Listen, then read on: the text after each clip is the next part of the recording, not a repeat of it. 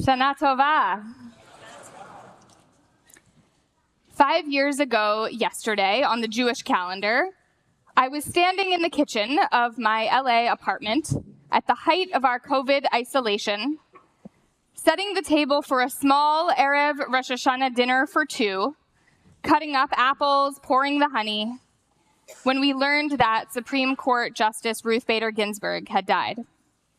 She had become a cultural icon with her signature lace collar and her workout routine and her super diva sweatshirt. But most importantly, she was known for her intellect and opinions, the notorious RBG. Today, as we honor her 5th yahrzeit, we remember her as a powerhouse Supreme Court justice, as a proud Jew, and as an influential woman against the odds, an example of what it looks like not to give up in the face of adversity and discrimination. But there's a particular piece of her story that resonates now more than ever: Justice Ginsburg's friendship with fellow Supreme Court Justice Antonin Scalia. The two could not have disagreed more sharply, with Scalia on the political right and Ginsburg on the political left. They each spoke and wrote very clearly that they believed the other was completely wrong in interpreting the law and achieving justice. And yet, they were the closest of friends. They traveled together. They spent their New Year's Eves together. They were part of each other's lives beyond the bench. Not because they shied away from talking about their differences, but because they had deep respect for one another as people. At Scalia's funeral, Ginsburg spoke of their friendship, highlighting a story from June 1996, one of many times when they had opposite opinions about a case. Ginsburg was writing the majority opinion, Scalia the dissent. Scalia had written his draft of the dissent, but knew it wasn't quite ready to circulate to the rest of the court. You would think he would want to make sure Ginsburg didn't see it until the very last minute, so she would have as little time as possible to respond to his arguments. But Scalia walked into her office, dropped the papers on her desk, and told her the exact opposite, that she should have as much time as possible to respond.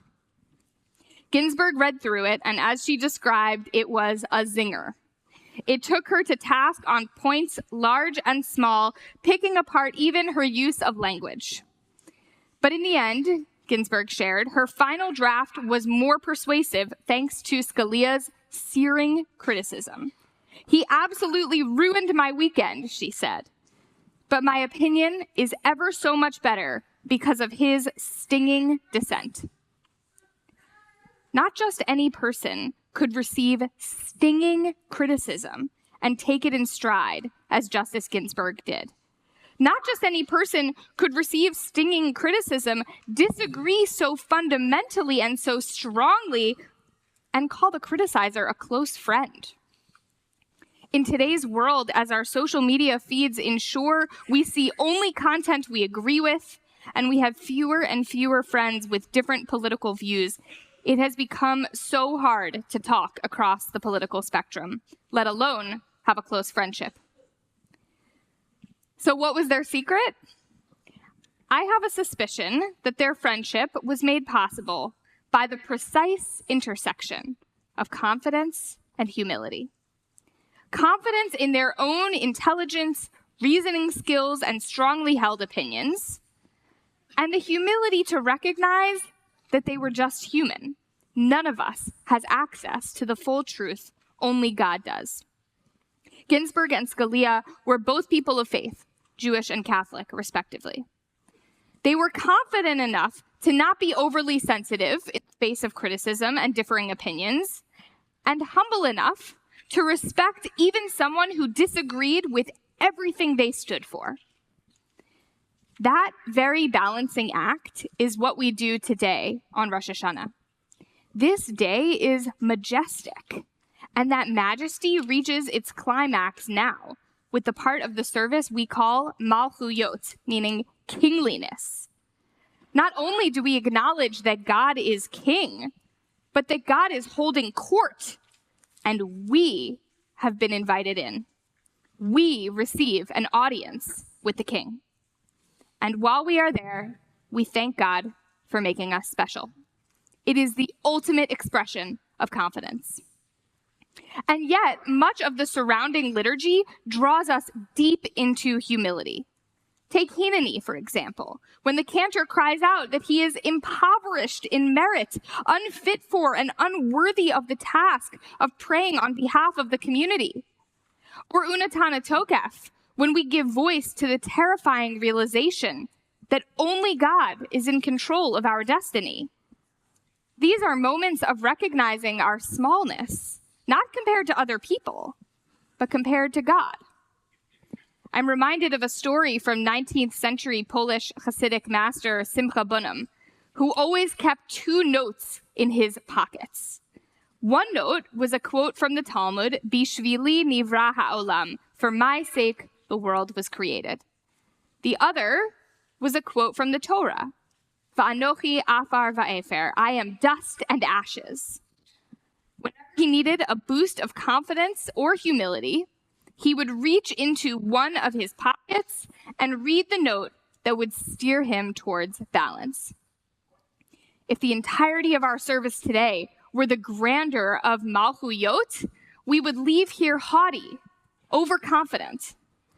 But without it, we would leave with our heads low, consumed by humility before God. The structure of the Rosh Hashanah service gives us a liturgical version of the 2 notes in Simcha Bunim's pockets.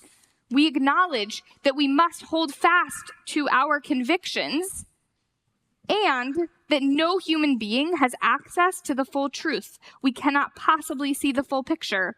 Only God can do that. Of all the lessons we can learn from Justice Ginsburg's legacy, and there are many, this is one we desperately need in today's world. How many of us have become consumed by confidence or overwhelmed by humility, failing to find the balance? And how many of us have let friendships die or have walked away from conversations because we disagree? I want to be clear, I'm not referring to someone who negates your very identity or safety.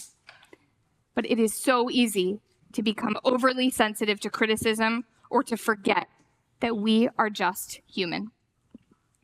We are now in the 10 holiest days on the Jewish calendar, the days from Rosh Hashanah to Yom Kippur. This is the time when we reach out to repair relationships.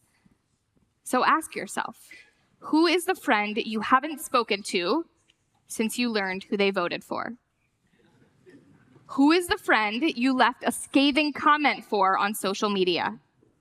Who is the friend you haven't invited back for dinner since they told you they disagreed with your point of view?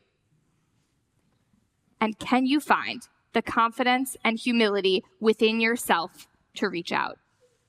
Not because you have changed your opinions, but because you and they are human. You may not be RBG, and the person you disagree with may not be Scalia, but learning to disagree better is an urgent need in our interpersonal relationships, in our community, and in our nation. May Justices Ginsburg and Scalia's memories, and especially the friendship they shared, be for a blessing. Thank you for joining the Park Avenue Synagogue family. I hope you enjoyed the sermon. Please consider supporting our online community by scanning the QR code or by going to supportpas.org or by making a donation. Shalom and see you in Shul.